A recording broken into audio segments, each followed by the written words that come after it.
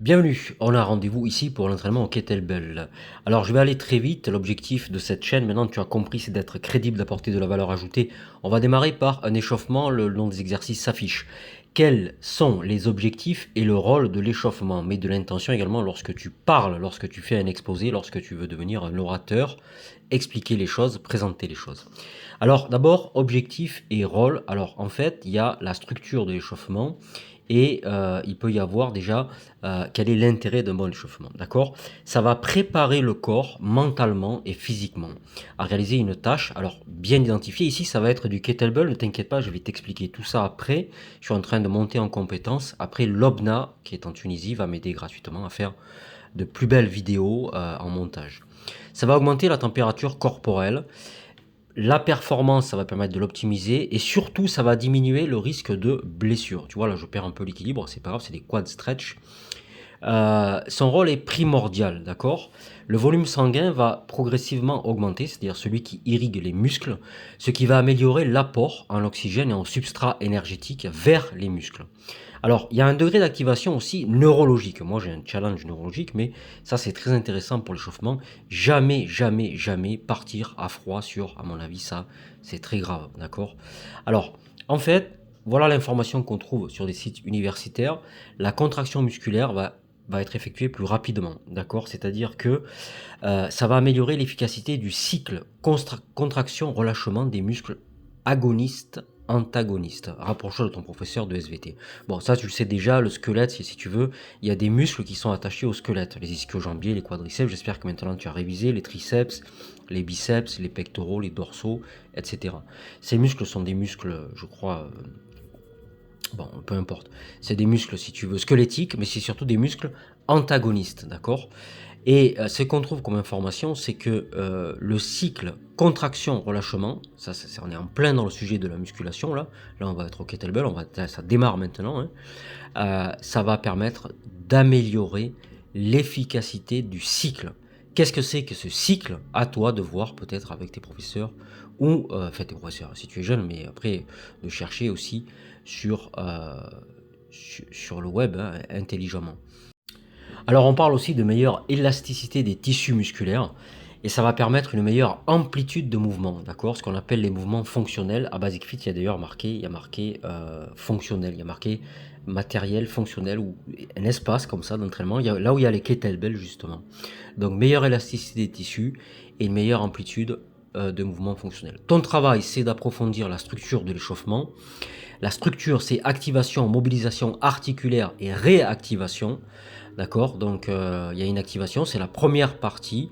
C'est pour augmenter la température du corps, la fréquence cardiaque, le flux sanguin, le rythme respiratoire. D'accord? C'est ce qu'on appelle l'aérobie basse. Bon, alors, je vais aller très vite après, si tu veux.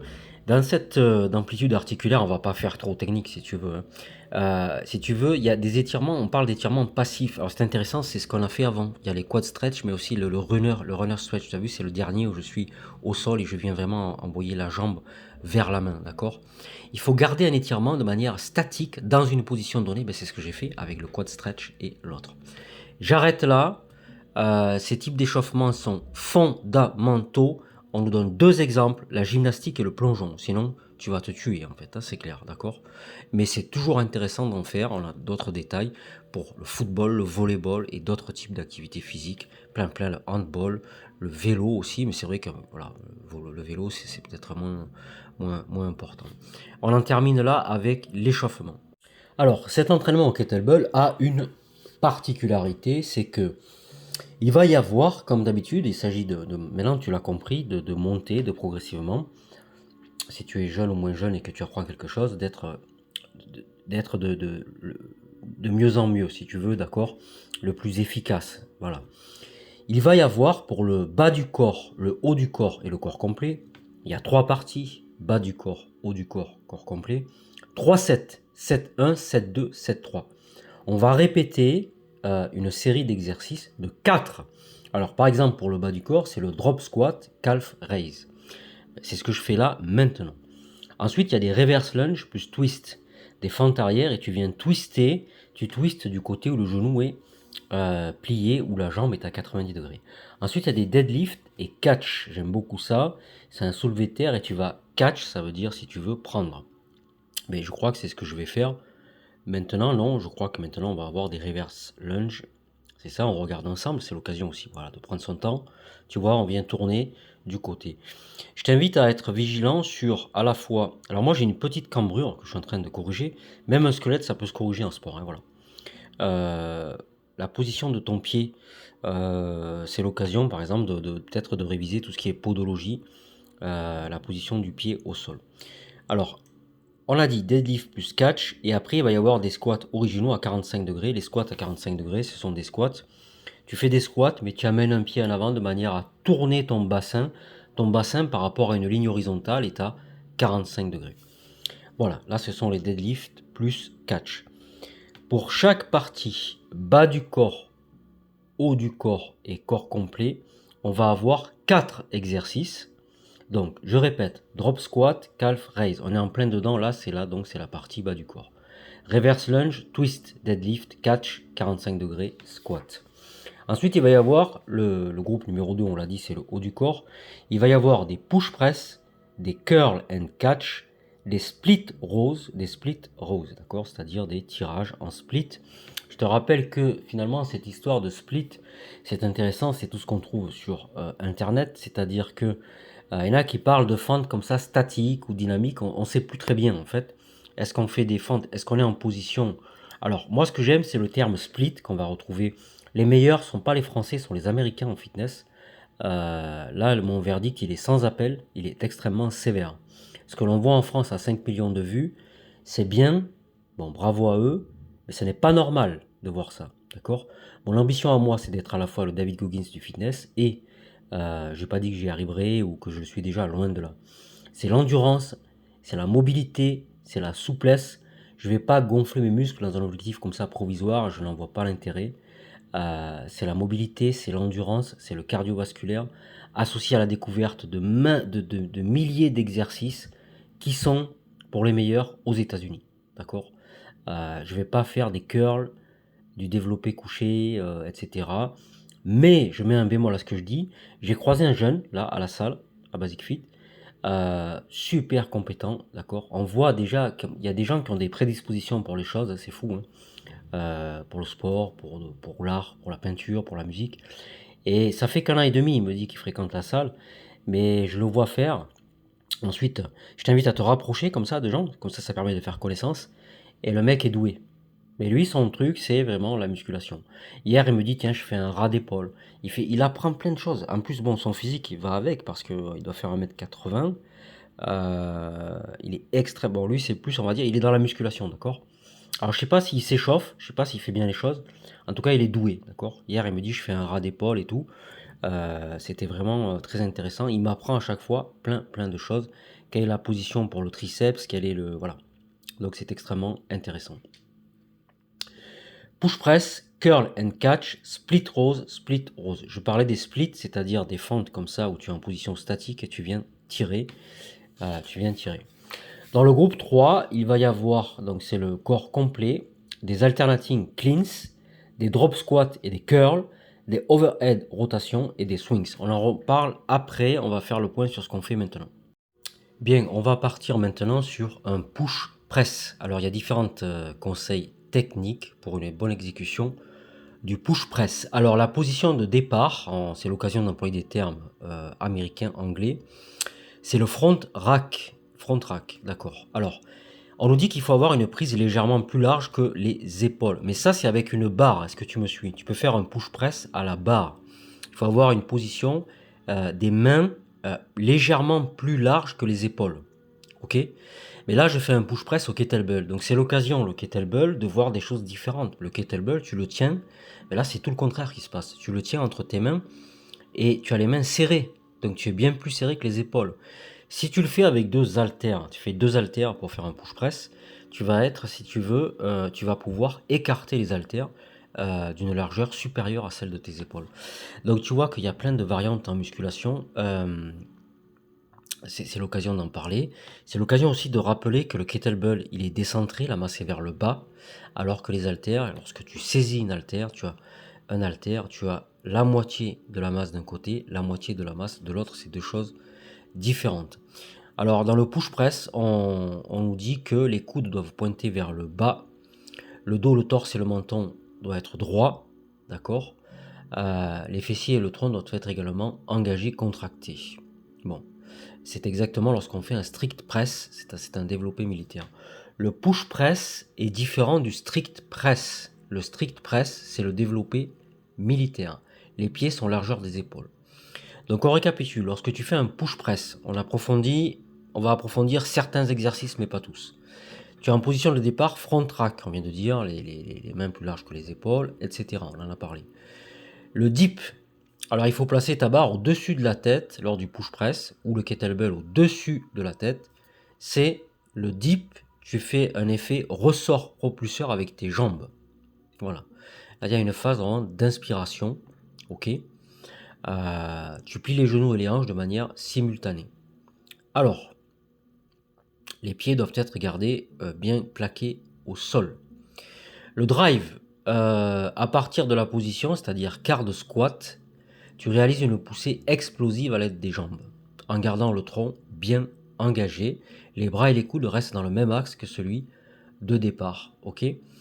Alors, on nous parle de coordination entre la poussée des jambes et des bras, et surtout d'un bon timing d'exécution. Bon, tu l'as compris. Ça rappelle étrangement le clean and jerk, c'est-à-dire l'épaulé jeté. C'est-à-dire qu'il y a une bonne coordination, il ne faut pas faire n'importe quoi, d'accord?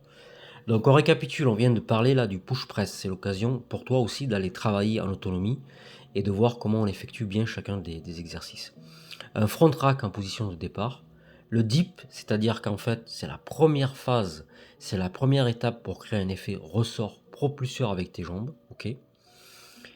Et le drive, c'est la fin, c'est qu'à partir d'une position quart de squat, c'est là où tu as une poussée explosive à l'aide des jambes.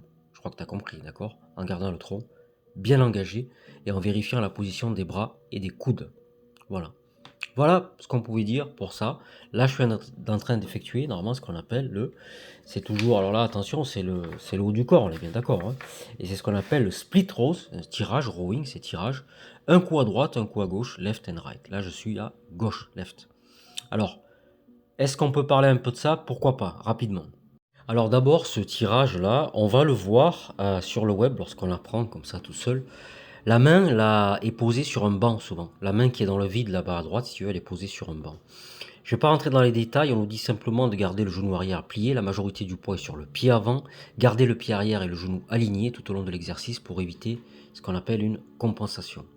Bon alors là aussi, ça peut être contre-productif au niveau de la recherche internet.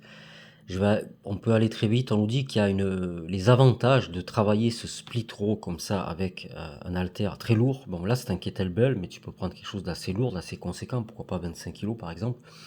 La force de traction est améliorée pour le haut du corps. La rétraction scapulaire est améliorée. Et il y a aussi une anti-rotation et un travail de base. Je trouve que ça, c'est un peu, bon, c'est un peu délicat, ça risque de devenir ennuyeux si tu veux, d'accord. Ce que je retiens là, et d'ailleurs la personne américaine, d'ailleurs, là j'utilise la traduction si tu veux, anglais-français, a dit que ce type de split row qu'on vient de faire, alors je sais qu'on a passé là, excuse-moi, hein, tu l'as vu avant, d'accord, on est d'accord, hein, le split row, d'accord, je suis baissé, je tire le kettlebell comme ça. Ce que j'ai envie de retenir, il l'a mis en gras, c'est une personne américaine, très très douée d'ailleurs, très musclée. Tu renforces la chaîne postérieure, et ça permet de ne pas te détruire lorsque tu effectues des activités comme pelleter de la neige ou tu vois, ou creuser un trou avec une pelle, avec des râteaux, des choses comme ça, des travaux de jardinage. Il nous dit que le split row comme ça permet aux athlètes de devenir plus résilients aux forces extérieures. Euh, et ça, il a mis en gras, c'est super intéressant. Ils seront mieux à même de transférer leur force de la tête aux pieds. Très intéressant. Transférer leur force de la tête aux pieds pour le split row. Alors, eh bien, je vais en refaire un de split row ici. Alors, tu vois tout l'intérêt. Alors là, l'intérêt de se filmer aussi, c'est absolument, c'est vrai que c'est absolument hallucinant, c'est que ça permet vraiment de voir et de vraiment s'améliorer. D'accord? Donc on a vu un petit peu comment l'effectuer. On peut l'effectuer avec un banc et on a vu rétraction, force de traction améliorée pour le haut du corps, renforcement de la chaîne postérieure, rétraction scapulaire, c'est l'occasion de réviser ces scapulaires, anti-rotation et travail de base. Alors maintenant, j'aimerais anticiper sur le groupe 3, qui est le corps complet, en anglais traduction full body, qui va être constitué encore de 3 sets. Set numéro 1, set numéro 2, set numéro 3, avec 4 exercices. Alternating cleans. Alors c'est ce qu'on appelle le nettoyage, si on traduit bêtement, d'accord? On va être clair. Le clean, c'est utilisé pour soulever une charge du sol jusqu'aux épaules. Bon. L'objet après est préparé pour être soulevé au-dessus de la tête. Donc je répète, le clean, c'est un mouvement pour soulever une charge du sol jusqu'aux épaules. Et après, c'est un mouvement préparatoire pour ensuite le soulever jusqu'au-dessus de la tête. C'est ce que je suis en train de faire. Donc je répète, regarde bien ici s'il te plaît. Ce clean, on soulève la charge du sol jusqu'à l'épaule. On pourrait pousser. Rappelle-toi, c'est un press. Bon, ça rappelle tout à l'heure le clean and press. Hein, si tu as révisé un petit peu, clean and press. Push, press, etc. Tu vois que la musculation n'est pas un sport d'idiot, hein, il y a beaucoup de subtilité. Bien. Alors, on va voir un petit peu le clean rapidement, qu'est-ce qu'on peut faire avec le clean. On va insister là sur deux, j'ai envie. Le clean, je vais t'expliquer ça, le clean, et peut-être aussi le swing, d'accord, qui est très cardio. Là, c'est un drop squat plus curl. Alors d'abord, on nous parle de clean et de power clean. Alors bizarrement, c'est vrai qu'on va retrouver beaucoup de sites d'haltérophilie. Comme par hasard, ça ne m'étonne pas. Ça fait penser beaucoup à l'haltérophilie. Je suis encore en train de parler là du clean, l'exercice que tu as vu avant, c'est-à-dire prendre une charge, je te rappelle, la déplacer du sol vers les épaules avec un mouvement bien précis. La musculation et le fitness sont, je te dis, le sport le plus difficile au monde et c'est très précis. Alors, quels sont les avantages d'abord du clean? Bon, alors, puissance, flexibilité, vitesse, précision, agilité, coordination et équilibre. Si tu fais des répétitions élevées de clean, en particulier donc lorsqu'on a un push jerk, clean and jerk, c'est quoi? Rappelle-toi, c'est l'épaulé jeté. Ça va développer l'endurance et l'endurance cardio-respiratoire. D'accord? L'endurance cardio-respiratoire. Imaginons qu'ils me prennent l'envie de faire 100 clean ou clean and jerk, c'est-à-dire épaulé jeté, eh bien je vais développer une grande endurance cardio-respiratoire et pourquoi pas le dire aussi, un bon exercice pour se défouler tout en l'effectuant correctement. Sans clean and jerk, sans épaulé jeté. Ça défoule bien, ça fait du bien et d'ailleurs c'est vrai, hein, c'est le cas. Moi j'aime beaucoup faire les épaulés jetés. Mais là c'est un clean, tu as vu, on a fait un clean propre, simple au kettlebell. Ok. C'est très intéressant, tu sais qui fait ça? Ce sont les gens qui font des sports de contact, je ne le savais pas, du karaté, ils font beaucoup de clean. Alors attention au power clean, ça les power clean c'est trucs puissants, mais ça c'est sur les sites d'haltérophilie. Hein. Il y a aussi le squat clean. Le squat clean, c'est fou en fait les subtilités qu'il y a là-dedans, on découvre au fur et à mesure. Hein.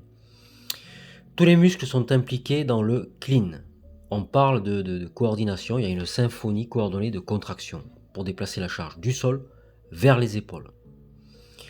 L'apprentissage du clean est intéressant parce que ça, ça permet de mobiliser, on nous dit ça, les groupes musculaires, mais dans le bon ordre. C'est-à-dire du centre du corps jusqu'aux extrémités. Donc à la limite, si tu pratiques le sport en salle, retiens bien cette phrase s'il te plaît, essaie de mobiliser tes muscles du centre du corps jusqu'aux extrémités toujours. Ça me paraît difficile de faire l'inverse, il faudrait approfondir. Mobilise tes muscles, je répète, toujours du centre du corps jusqu'aux extrémités. Et ça, c'est peut-être un bon enseignement pour les coachs sportifs, c'est-à-dire que préparer des séances toujours du centre vers les extrémités, donc vers les pieds ou vers les mains, donc du coup, quadriceps, mollets, ou bien, je sais pas, du centre vers le biceps, avant-bras, voilà. Alors, qu'est-ce que c'est que le power clean? C'est, si tu veux, c'est ce qu'on appelle un soulevé comme ça puissant, power clean puissant. Alors, il faut attraper la barre dans un squat partiel. Ça, c'est très connu, il y a des photos. Donc, les hanches sont légèrement au-dessus des genoux. Et tu vas avoir une explosivité des hanches, avec une traction qui est plus longue, puisque la barre est élevée plus haut. D'accord? On s'accroupit pas en dessous. Donc, le power clean se fait à la barre, des barres très lourdes. Et ça, je t'invite à utiliser, on ne met pas le schéma là, mais tu trouveras facilement le power clean. Tu es accroupi, tu attrapes la barre dans un squat partiel, tu as donc le pli de la hanche est au-dessus des genoux, il y a une explosion avec les hanches, tu lèves vers le... Ça c'était un de mes premiers coachs, Noé qui me l'avait appris, tu lèves jusqu'au bassin, tu viens l'amener sur les épaules et tu peux pousser, presser ou pas, d'accord? C'est fait avec des barres assez lourdes. Ça c'est le power clean, d'accord? Donc voilà, c'est bon, c'est extrêmement intéressant. Voilà ce qu'on pouvait dire sur le clean, le power clean. Là, on a fait des cleans au kettlebell, là on fait des curls au kettlebell. C'est quand même pas très lourd. Je sais pas, tu peux prendre 8 kilos, 12 kilos, 16 kilos, 24 kilos, ça c'est un grand débat. Plus tu vas travailler lourd, je sais pas qu'est-ce qui va t'arriver, ça je laisse les professionnels réfléchir à cela. Moi j'ai ma petite idée, hein, voilà, désolé. Euh, Moi j'aime beaucoup ces clean au kettlebell. Il y a un aspect à la fois, la vidéo va bientôt se terminer. Ça permet de s'amuser. Pourquoi pas le faire à deux avec un camarade, une camarade en face à face. Ça permet de coordonner, ça permet d'accélérer et donc de développer, on l'a dit avant, lors de l'épaulé jeté, les capacités cardio-respiratoires. Et donc, voilà, je trouve que ça permet, il y a un aspect ludique d'entraînement. Je crois que le fitness doit être associé à la danse, systématiquement. Mais aussi à la musculation, hein, il ne faut pas qu'il y ait de malentendus, hein. Une musculation extrêmement intelligente qui permet d'être sec, de ne pas dépasser l'IMC, de rester dans la fourchette de l'IMC. C'est l'occasion de conclure avec le swing. Le swing, c'est un exercice kettlebell très cardiovasculaire qui résume tout à fait à lui seul le kettlebell, c'est-à-dire que la masse est vers le bas, elle est décentrée, ça n'a rien à voir avec des haltères. On peut swinger avec des haltères aussi, mais ça n'a rien à voir. Euh, c'est très cardio, le swing, et c'est très complet, c'est extrêmement intéressant. Ça mobilise aussi la chaîne postérieure et aussi les bras.